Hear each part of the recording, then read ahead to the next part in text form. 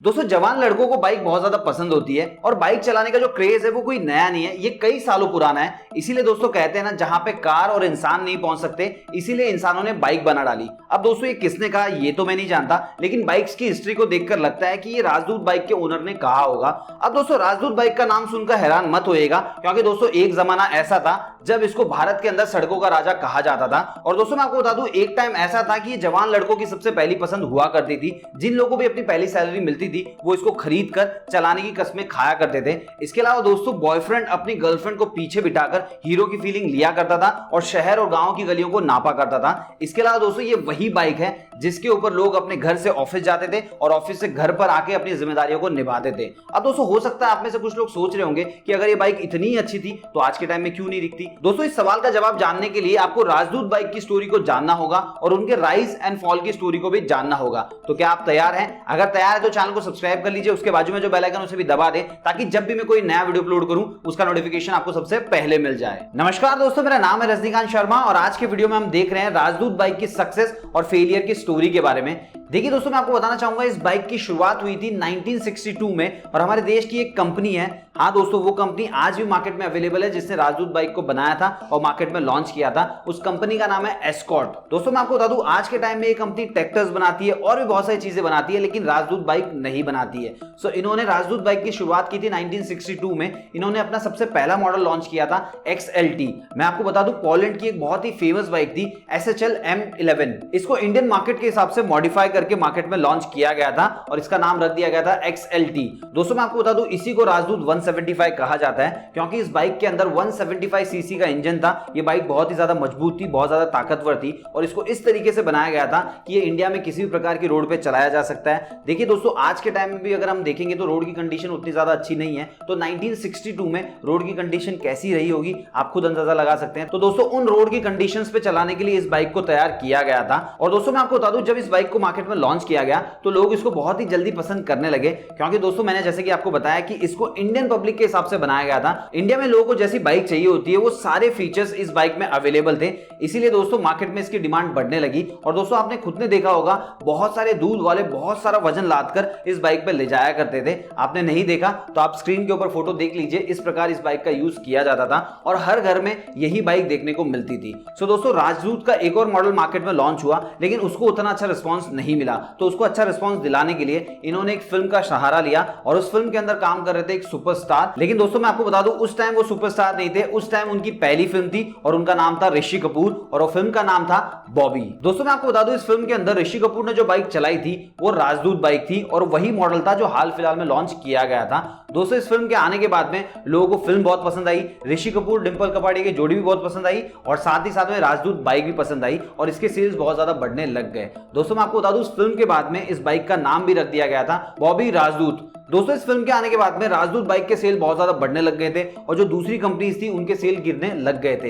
लेकिन दोस्तों कहते हैं ना, जो चीज ऊपर जाती है वो एक ना एक दिन नीचे भी आती है, चाहे वो जल्दी आए या फिर देरी से आए। तो ऐसा ही राजदूत बाइक के साथ भी हुआ। अब ऐसा क्यों हुआ वो मैं आपको बता देता हूं। देखिए, जो दूसरी कंपनीज थी, जो कॉम्पिटिटर्स थे, वो अपनी बाइक के अंदर अलग अलग फीचर्स मार्केट में लेकर आ रहे थे।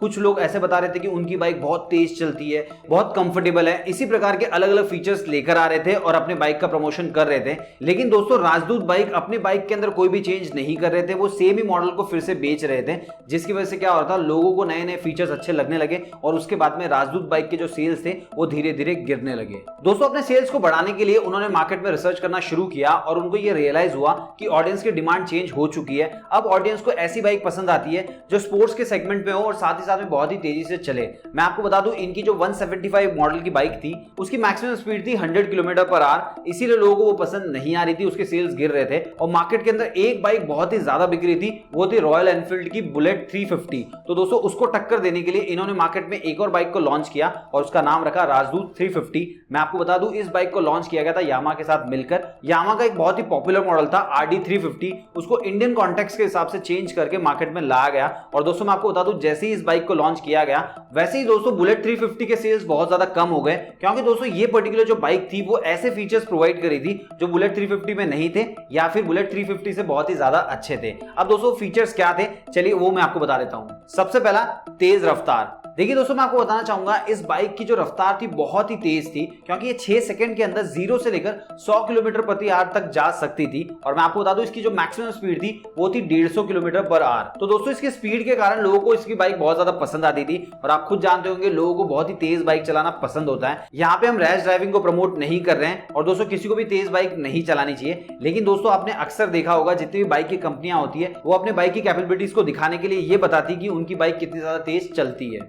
दूसरा, ये बाइक काफी हल्की थी। देखिए दोस्तों, मैं आपको बताना चाहूंगा रॉयल एनफील्ड की जो बुलेट 355 थी उसकी तुलना में ये वाली जो बाइक थी बहुत ही हल्की थी। तो लोगों को हल्की बाइक चलाना बहुत ज्यादा पसंद होता है, तो इसके कारण लोग इसको बहुत ज्यादा पसंद करने लग गए थे। तीसरा, ये बाइक बहुत ज्यादा मजबूत थी। देखिए दोस्तों, अक्सर लोगों को लगता है कि अगर बाइक हल्की है तो उतनी ज्यादा मजबूत नहीं होगी, लेकिन दोस्तों इस पर्टिकुलर बाइक के साथ क्या था कि इसकी जो बॉडी थी काफी मजबूत थी। और दोस्तों हर आदमी चाहता है कि अगर वो कोई भी चीज खरीदे, जैसे बाइक हो गई, कार हो गई, अगर वो मजबूत होगी तो ज्यादा समय तक चलेगी, तो उस हिसाब से लोग इसको बहुत ज्यादा पसंद करने लग गए। चौथा, हर तरह की रोड पे चलाई जा सकती थी।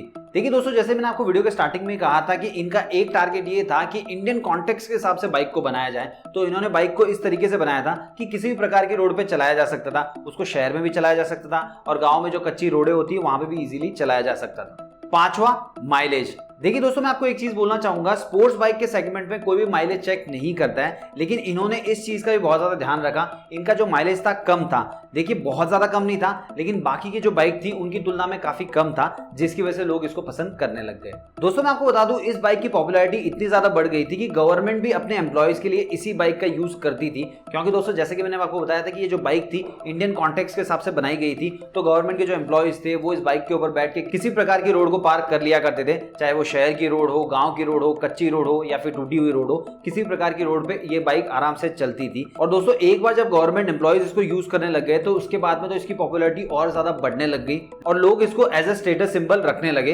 दोस्तों मैं आपको बता दूं, अगर आज के टाइम में भी ये बाइक आप सेकंड हैंड में खरीदने जाएंगे तो फिर भी आपको 1.5 से 2 लाख की मिलेगी। लोग आज भी इसको एज ए स्टेटस सिंबल रखते हैं। अब दोस्तों हो सकता है आप में से बहुत सारे लोगों के मन में ये ख्याल आ रहा होगा कि अगर ये बाइक इतनी अच्छी थी, इतने सारे फीचर्स प्रोवाइड करती थी, लोगों को भी पसंद थी, बहुत ज्यादा पॉपुलर थी, तो आज ये बाइक क्यों नहीं है, कहां पे गई ये बाइक, और इसके साथ ऐसा क्या हुआ कि ये मार्केट में बिकती ही नहीं है, आज कोई भी खरीद नहीं पा रहा है। तो चलिए दोस्तों इसका रीजन भी मैं आपको बता देता हूं। लेकिन दोस्तों उससे पहले मैं आपको एक चीज बोलना चाहूंगा, विकिपीडिया के अनुसार ये बाइक जो मार्केट में लास्ट टाइम बिकी थी वो बिकी थी 1991 में। लेकिन दोस्तों जितना हमने रिसर्च किया उसके हिसाब से हमको पता चला बहुत सारे लोगों ने ये बाइक 2002 में भी खरीदी, 2003 में भी खरीदी और 2004 में भी खरीदी। तो दोस्तों इसका मतलब ये है कि आखिरी टाइम ये मार्केट में बाइक बिकी होगी लगभग 2004 और 2005 के आसपास। इसीलिए लोगों ने 2004 तक इस बाइक को नया मॉडल खरीदा। मैं सेकंड हैंड की बात नहीं कर रहा हूं, नई बाइक की मैं बात कर रहा हूं। चलिए दोस्तों अब बात कर लेते हैं कि ये बाइक मार्केट से गायब क्यों हो गई। देखिए दोस्तों 24 जुलाई 1991 में इंडिया के अंदर न्यू इकोनॉमिक पॉलिसीज आ गई, जिसके हिसाब से लिबरलाइजेशन,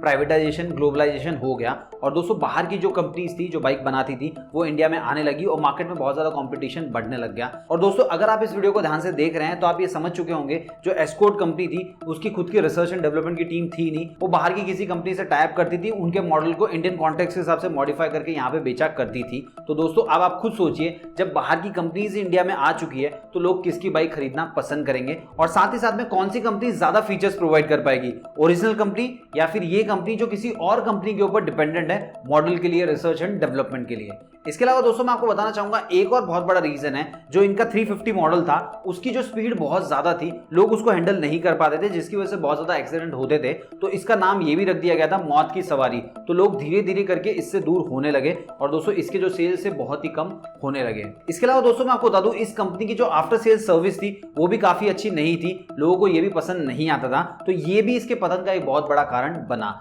इसके अलावा दोस्तों जैसे कि आप समझ ही गए होंगे कि कंपनी की खुद की रिसर्च एंड डेवलपमेंट की टीम थी नहीं, तो अगर उसको खुद की रिसर्च एंड डेवलपमेंट की टीम बनानी पड़ती तो बहुत ज्यादा खर्चे होते। तो हो सकता है कंपनी ने सोचा होगा इस पर्टिकुलर सेगमेंट को बंद कर दिया जाए और उस सेगमेंट पे ध्यान दिया जाए जहां पे उनको ज्यादा फायदा हो रहा है। इसीलिए दोस्तों कंपनी आज भी मार्केट में रन कर रही है, लेकिन अब वो बाइक्स नहीं बनाते हैं। तो दोस्तों ये थी राजदूत बाइक की कंप्लीट स्टोरी, सक्सेस और फेलियर की। दोस्तों अगर आपके पास भी राजदूत बाइक है तो आपने कौन से ईयर में खरीदी थी, या फिर आपके फादर ने या आपके किसी भी रिलेटिव ने खरीदी थी, कमेंट बॉक्स में लिख के बताएगा। इसके अलावा दोस्तों अगर आपको ये स्टोरी अच्छी लगी तो वीडियो को लाइक कीजिएगा, और अगर आप ये वीडियो फेसबुक पे देख रहे हैं तो अपने ज्यादा से ज्यादा दोस्तों के साथ शेयर कीजिए ताकि सबको स्टोरी के बारे में पता चले। इसके अलावा दोस्तों अगर आप यूट्यूब पे देख रहे हैं तो चैनल को सब्सक्राइब कर लीजिए, उसके बाजू में जो बेल आइकन उसे भी दबा दें ताकि जब भी मैं कोई नया वीडियो अपलोड करूं उसका नोटिफिकेशन आपको सबसे पहले मिल जाए। तो मिलते हैं दोस्तों अगले वीडियो में एक नई स्टोरी के साथ।